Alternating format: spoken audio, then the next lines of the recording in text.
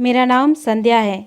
मेरी 14 साल की एक बेटी है जिसका नाम ईशा है। मैंने अकेले ही ईशा को पालकर बड़ा किया है। ईशा और मेरी एक छोटी सी दुनिया है, लेकिन हमारी ज़िंदगी में ऐसी कई बातें हैं जो मैंने ईशा से छिपाई है। ईशा स्कूल जाती है और मैं अपना छोटा सा पार्लर चलाती हूँ। हम दोनों की ज़िंदगी आराम से कट रही है। हमें एक दूसरे के अलावा कभी किसी की ज़रूरत नहीं पड़ी। लेकिन उस दिन के बाद शायद हमारी ज़िंदगी में फिर से कोई आने वाला था। मैं पार्लर का सामान लेने के लिए शहर गई थी। ईशा को साथ नहीं ले गई थी, वो घर पर ही थी। ज़िंदगी भी बड़ी अजीब है। कभी कभी अचानक ही हमें कुछ सरप्राइज़ दे देती है। मेरे सामने अविनाश खड़ा था। एकदम अचानक ही वो मेरे सामने आ गया। उसके लिए भी शायद ऐसा ही था। हम दोनों एक दूसरे को देखकर एकदम चुप हो गए।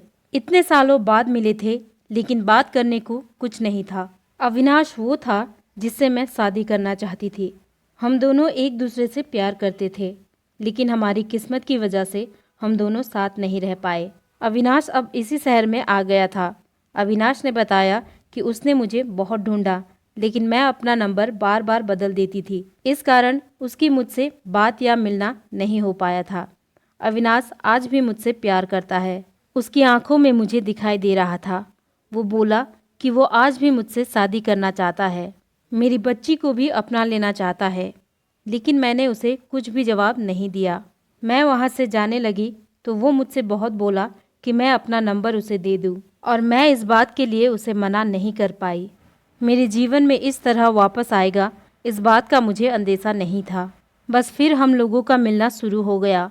इसी तरह से मिलते और बातें करते वो मेरे घर भी आने लगा। मैंने सोचा था कि उसे घर नहीं लाऊंगी, क्योंकि घर में ईशा है। मैं नहीं चाहती थी कि ईशा उसे देखे। उसने कई बार मुझसे कहा कि वो हमारी ज़िंदगी का हिस्सा बनना चाहता है, लेकिन ईशा के लिए हर बार मैं उसे मना करती रही। फिर एक दिन वो हुआ जिसका मुझे डर था। अविनाश और मैं हमारे घर पर थे। मैं भूल गई थी कि इस दिन ईशा हाफ टाइम में ही घर आने वाली है। अविनाश और मैं अपनी पुरानी बातों में खोए हुए थे। मैं उसके कंधे पर सर रखी हुई थी। उसने मेरा हाथ पकड़ा हुआ था। हमें इस तरह से कमरे में ईशा ने देख लिया। वो मम्मी कहती हुई अंदर आई थी और एकदम से चुप हो गई। उसका चेहरा ही बदल गया। अविनाश वहाँ से चला गया। मुझे पता था कि अब ईशा क्या सोच रही है। हमेशा खुश और मस्ती करने वाली मेरी बेटी आज चुप थी। मेरी हिम्मत भी नहीं हो रही थी कि उससे जाकर बात करूं, उसे वो सब बताऊं जो आज तक मैंने उसे नहीं बताया है। मैंने शाम तक का इंतज़ार किया। ईशा बहुत अच्छी बच्ची है। उसने खुद आकर मुझसे बात की। उसने पूछा, ये कौन थे? अगर आप मुझसे कुछ बात करना चाहती हैं तो कर सकती हैं। ईशा ने फिर मुझसे कहा, आपने जो आज तक कहा वो मैंने माना है। मुझे लगा कि आप हमेशा मुझे सच बताती हैं और मुझसे कुछ नहीं छुपाती हैं। मैं चाहती हूँ कि आप मुझे इस बारे में भी बताएं। आप अपना फैसला ले सकती हैं। आप दूसरी शादी करना चाहती हैं तो कर सकती हैं। हमारी ये बात चल ही रही थी कि अविनाश फिर अचानक ही वहाँ आ गया। उसे देखकर इस बार मैंने कहा, तुम फिर क्यों आ गए? अविनाश ने कहा कि मैं नहीं चाहता कि मेरी गलती की वजह से तुम्हारी बच्ची तुम्हें गलत समझे, इसीलिए आज मुझे मत रोको संध्या। आज एकदम सही समय है कि ईशा सब सच जान ले। मैंने मना किया, कहा कि नहीं, लेकिन ईशा के कानों तक सच ये शब्द जा चुका था। मुझे पता था कि अब वो सच सुने बिना नहीं रह सकेगी। ईशा ने कहा, बताइए आप क्या बोलना चाहते हैं? और फिर अविनाश ने ईशा को सच बता ही दिया कि ईशा मेरी नहीं बल्कि मेरे भाई की बेटी है। एक दुर्घटना में मेरे भाई और भाभी चल बसे। तब ईशा सिर्फ 9 महीने की थी। हमारे माँ बाप पहले ही चल बसे थे और वो दोनों भी। और उसके बाद मैं मेरी सारी ज़मीन बेचकर उसे वहाँ से लेकर मैं यहाँ दूसरे शहर आ गई थी। अविनाश ने कहा, ये तुम्हारी बुआ है और हम दोनों की शादी होने वाली थी, सिर्फ तुम्हारे लिए कि तुम्हारा प्यार बांटने कोई और नहीं आ जाए। इसने मुझसे शादी नहीं की। मैंने बहुत समझाया, लेकिन इसे तुम्हारे अलावा और कुछ दिखाई ही नहीं दे रहा था। बहुत सालों बाद मिले तो हम दोनों एक दूसरे से बात करे बिना नहीं रह पाए।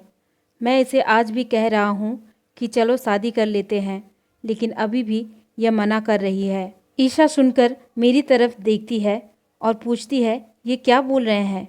कहो कि ये झूठ बोल रहे हैं। मेरी आंखों से आंसू बहने लगे मैंने कहा कि बेटी, भले ही तू मेरी जान है, लेकिन तूने मेरी कोख से जन्म नहीं लिया है। मैं चाहती थी कि तुझे ये बात बता दूं, लेकिन इस तरह से आज बताना पड़ेगा, मैंने सोचा नहीं था। ईशा ये सुनकर मेरी तरफ दौड़कर आई और मुझसे लिपट गई।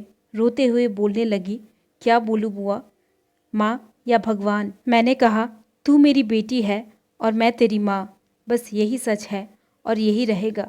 और बात शादी की होगी तो वो तेरी होगी, और वो भी बड़ी धूमधाम से, जब तू चाहेगी। मेरे फैसले को अविनाश ने भी माना। आखिर मैं अकेली नहीं थी जो बिना शादी उम्र निकाल रही थी, उसने भी ऐसा ही किया था। ईशा ने फिर कई बार कहा कि आप लोग शादी कर लो, लेकिन मैंने कहा, अब तूने हमें मान लिया और जान लिया, बस हमारी तपस्या सफल हुई और अब हमें कुछ नहीं चाहिए। सो फ्रेंड्स, ये थी आज की स्टोरी आपको कैसी लगी नीचे कमेंट बॉक्स में ज़रूर लिखिएगा। और स्टोरी अगर पसंद आई हो तो लाइक और शेयर करना बिल्कुल ना भूलें। और आगे भी ऐसे ही मज़ेदार और इंटरेस्टिंग स्टोरी सुनने के लिए सब्सक्राइब कीजिए हमारे चैनल को और बेल आइकन पे प्रेस कर पे ऑल पे क्लिक करना बिल्कुल ना भूलिए। तो आज के लिए इतना ही, मिलते हैं हमारे नेक्स्ट वीडियो में एक और इंटरेस्टिंग स्टोरी के साथ। Till then take care, bye bye.